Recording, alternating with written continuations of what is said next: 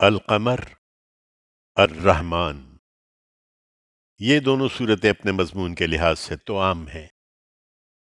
دونوں میں ترجیح ہے، چنانچہ یہ ظاہری مناسبت بھی بالکل واضح ہے۔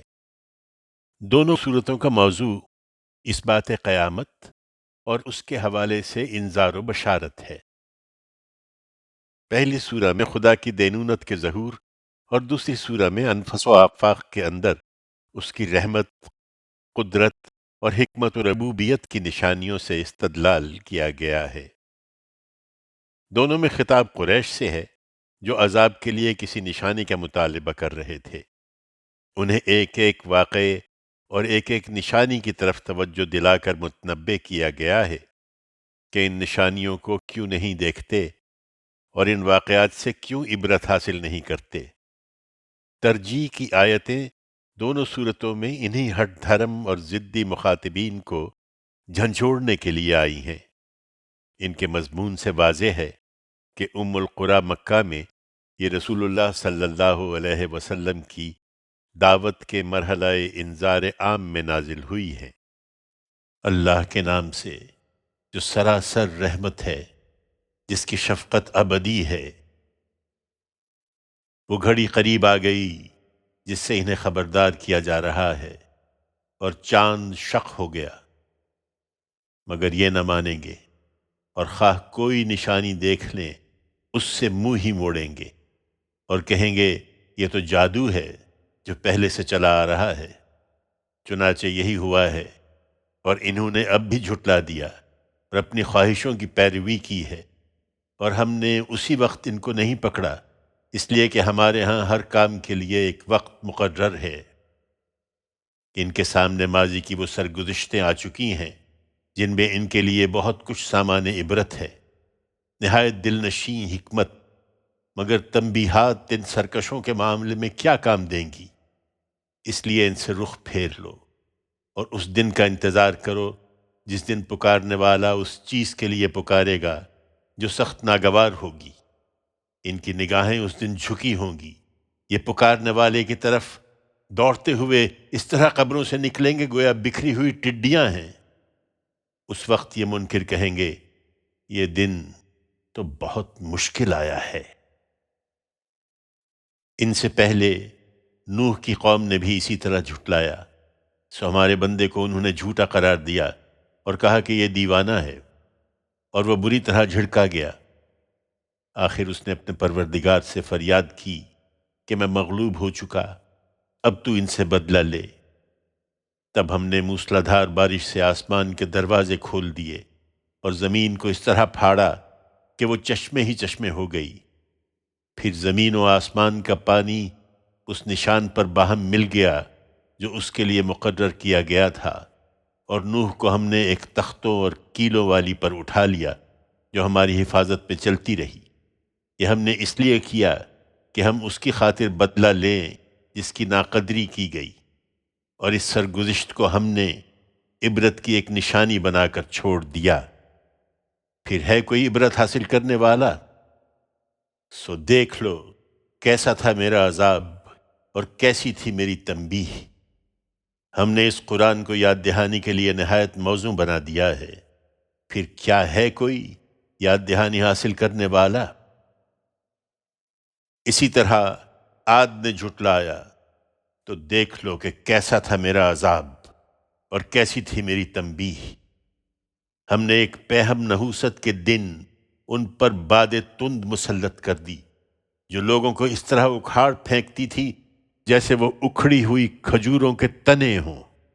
سو دیکھ لو کہ کیسا تھا میرا عذاب اور کیسی تھی میری تنبیہ۔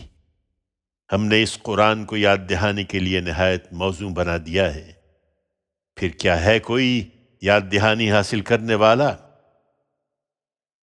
سمود نے بھی اس تنبیہ کو جھٹلا دیا اور کہنے لگے کیا ہم اپنے ہی اندر کے ایک اکیلے آدمی کی پیروی کریں گے؟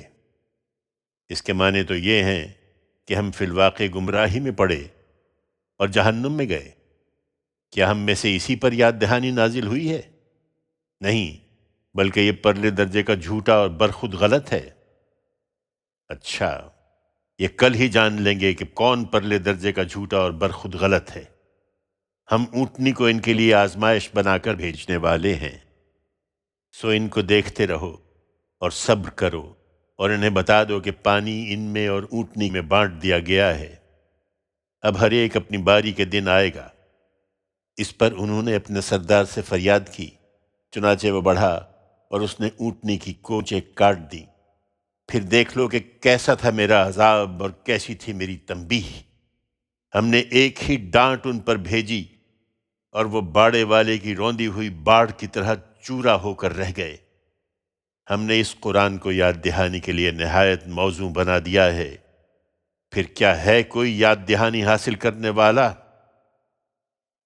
قوم لوط نے بھی تنبیہ کو جھٹلا دیا۔ ہم نے ان پر پتھر برسانے والی ہوا مسلط کر دی، صرف لوط کے گھر والے اس سے محفوظ رہے۔ ہم نے خاص اپنی عنایت سے ان کو پچھلی رات نکال دیا۔ ہم ان لوگوں کو اسی طرح صلہ دیتے ہیں جو شکر گزار ہیں۔ لوط نے یقیناً ان کو ہماری پکڑ سے خبردار کیا تھا، مگر وہ اس کی تنبیہ میں حجتیں نکالتے رہے اور اس کے درپے ہوئے کہ اپنے مہمانوں سے ہاتھ اٹھا لے، تو ہم نے ان کی آنکھیں موند دیں کہ چکھو اب میرے عذاب اور میری تنبیہ کا مزہ۔ پھر ہوا یہ کہ صبح سویرے ایک ایسے عذاب نے ان کو آ ہی لیا جس نے آ کر ڈیرے ڈال دیے۔ لو چکھو اب میرے عذاب اور میری تنبیہ کا مزہ۔ ہم نے اس قرآن کو یاد دہانی کے لیے نہایت موزوں بنا دیا ہے، پھر کیا ہے کوئی یاد دہانی حاصل کرنے والا؟ یہی تنبیہ فرعون کے لوگوں کے پاس آئی، انہوں نے بھی ہماری تمام نشانیوں کو جھٹلا دیا، تو ہم نے انہیں پکڑا جس طرح کوئی زبردست اور بڑی قوت والا پکڑتا ہے۔ قریش کے لوگوں، پھر تمہارے یہ منکرین کیا ان سے کچھ بہتر ہیں؟ یا صحیفوں میں تمہارے لیے کوئی معافی لکھی ہوئی ہے؟ کیا ان کا زوم ہے کہ ہم ایسا جتھا ہیں جو مقابلہ کر لے گا؟ سن لو، ان کا یہ جتھا ان قریب شکست کھا جائے گا اور یہ پیٹھ پھیر کر بھاگ رہے ہوں گے۔ نہیں، بلکہ ان سے جو وعدہ ہے اس کے پورا ہونے کا اصل وقت تو قیامت کا دن ہے، اور قیامت کا دن ان منکروں کے لیے بڑا سخت اور بڑا ہی تلخ ہوگا۔ یہ مجرم در حقیقت بڑی گمراہی میں ہیں اور یقیناً دوزخ میں پڑیں گے۔ یہ اس دن کو یاد رکھیں جس دن یہ منہوں کے بل اس کی آگ میں گھسیٹے جائیں گے۔ اب چکھو دوزخ کی لپٹ کا مزہ۔ یہ جلدی نہ مچائیں، ہم نے ہر چیز ایک اندازے کے ساتھ پیدا کی ہے، اور ہمارا حکم بس ایک ہی حکم ہوگا جو پلک جھپکنے میں پورا ہو جائے گا۔ تمہارے ہم مشربوں کو ہم اس سے پہلے اسی طرح ہلاک کر چکے ہیں، پھر کیا ہے کوئی یاد دہانی حاصل کرنے والا؟ انہوں نے جو کچھ کیا ہے وہ سب دفتروں میں درج ہے، اور ہر چھوٹی بڑی بات لکھی جا چکی ہے۔ اس کے برخلاف جو خدا سے ڈرنے والے ہیں وہ باغوں اور نہروں کے عیش میں ہوں گے، سچی عزت کی جگہ، بڑے صاحب اقتدار بادشاہ کے حضور میں۔